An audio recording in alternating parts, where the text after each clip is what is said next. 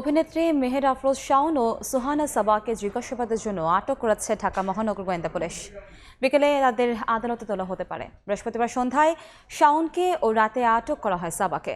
ডিএমপির গোয়েন্দা শাখার অতিরিক্ত কমিশনার রেজাউল করিম মল্লিক জানান, রাষ্ট্রবিরোধী ষড়যন্ত্রের অভিযোগে তাদের আটক করা হয়েছে।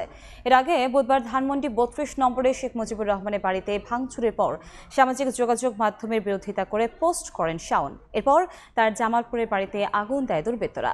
এদিকে জুলাই আন্দোলনে ছাত্রদের বিপক্ষে অবস্থান নিয়ে হোয়াটসঅ্যাপে আলো আসবে গ্রুপ খুলে আন্দোলনের বিপক্ষে সক্রিয় থাকার অভিযোগ উঠেছিল সাবার বিরুদ্ধে।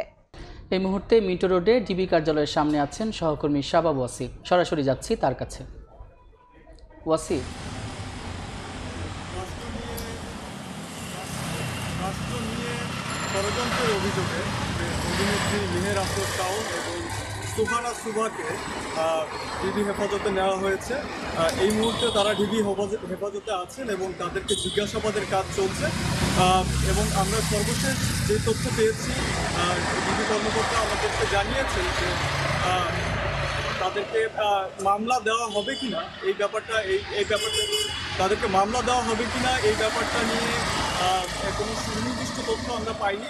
তাদেরকে কী মামলা দেওয়া হবে বা এখন তাদেরকে কি কোর্টে চালানো করা হবে কিনা এই ব্যাপারে কোনো সুনির্দিষ্ট তথ্য আমরা পাইনি। এখন পর্যন্ত জিজ্ঞাসাবাদ চলছে। অভিনেত্রী মেহের আফরোজ শাওন, আমরা সম্প্রতি দেখা গেছে যে তিনি বিভিন্ন সময় সামাজিক যোগাযোগ মাধ্যম এবং তার ব্যক্তিগত ফেসবুক পেজে জুলাই আন্দোলন এবং নানা বিষয়ে বিপরীতমুখী অবস্থানে তাকে আমরা দেখতে পেয়েছি এবং নানা রকম উস্কানিমূলক পোস্ট কিন্তু তিনি করেছেন।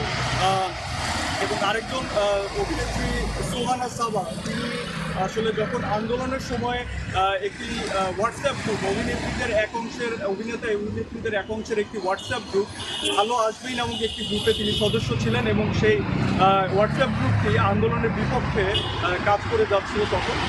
তো এই সব কিছুর ভিত্তিতে তাদের দুজনকে হেফাজতে নেওয়া হয়েছে এবং এই ছিল আমার কাছে ডিবি কার্যালয় থেকে সর্বশেষ। সরাসরি যুক্ত ছিলাম ডিবি কার্যালয়ের সামনে।